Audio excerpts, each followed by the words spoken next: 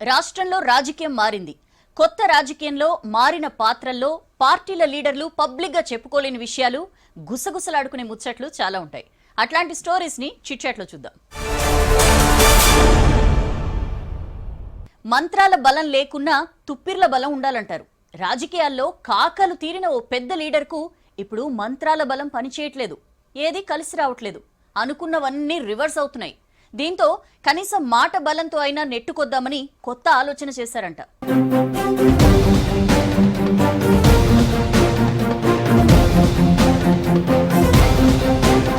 ఈ మధ్య పరిస్థితి బాలేకపోవడంతో ఎమ్మెల్యేలు ఎమ్మెల్సీలను ఫామ్ హౌస్ కు పిలిపిస్తున్నారట కేసీఆర్. పార్టీ మారొద్దని నేతలకు సర్ది చెప్తున్నారట. ఫ్యూచర్ అంతా మనదేనని చెప్తున్నారట. పార్టీ మారితే మీ భవిష్యత్ ఇంతేనని కూడా సెలవిస్తున్నారట. అప్పటికీ దారిలోకి రాని నేతలకు కొన్ని ఆడియో టేపులు వినిపిస్తున్నారట మాజీ సీఎం. ఇద్దరు ముగ్గురు కాంగ్రెస్ నేతలతో మాట్లాడిన టేపుల్ని ప్లే చేయిస్తున్నారట. ఓ ఆడియో వినిపించి, ఇదిగో ఈ లీడర్ గొంతెవరిదో మీకు తెలుసా?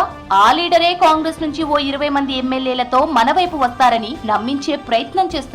ఇంకో 6 నెలలు ఓపికగా ఉంటే మనమే అధికారంలోకి వస్తామని చెప్తున్నారట KCR.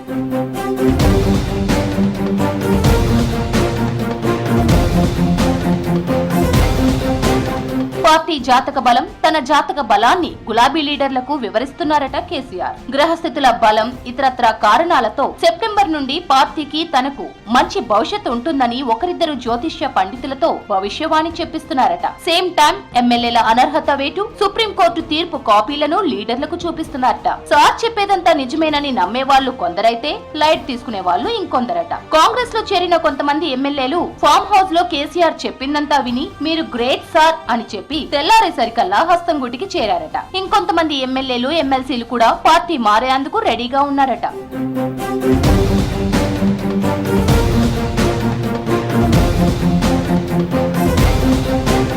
Congress ఎల్పీలో BRS LP విలీనమయ్యే situation రాకుండా చేసేందుకే కేసీఆర్ రకరకాల విద్యల్ని ప్రయోగిస్తున్నట్టు ఫామ్ హౌస్ కు వెళ్లొచ్చిన నేతలు చెప్తున్నారట. అటు కాంగ్రెస్ చేరికల మీద జోరు మీదుంది. మరో 20 మంది బీఆర్ఎస్ ఎమ్మెల్యేలు కాంగ్రెస్ లో చేరేందుకు రెడీగా ఉన్నారని మంత్రులు, నేతలు పదే పదే చెప్తున్నారు.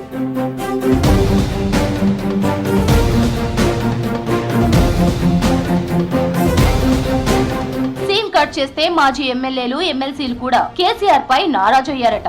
ఎమ్మెల్యేలు ఎమ్మెల్సీలనే కలుస్తారా, తమతో ఎందుకు మాట్లాడతలేరని ఫీల్ అవుతున్నారట. పార్టీ అధికారంలో ఉన్నప్పుడు ఎట్లాగూ కలవలే, కనీసం ప్రతిపక్షంలో ఉన్నప్పుడైనా కలవకపోతే ఎట్లని ఉడుకుతున్నారట మాజీలు. ఇంకా 4.5 ఏళ్లు నియోజకవర్గాల్లో అధికార పార్టీతో కొట్లాడాల్సింది తామేనని కేసీఆర్ కి గుర్తు చేస్తున్నారట. ఏదైనా తన దాకా వస్తే కానీ తెలియదని గుసగుసలాడుకుంటున్నారట తాజా మాజీలు.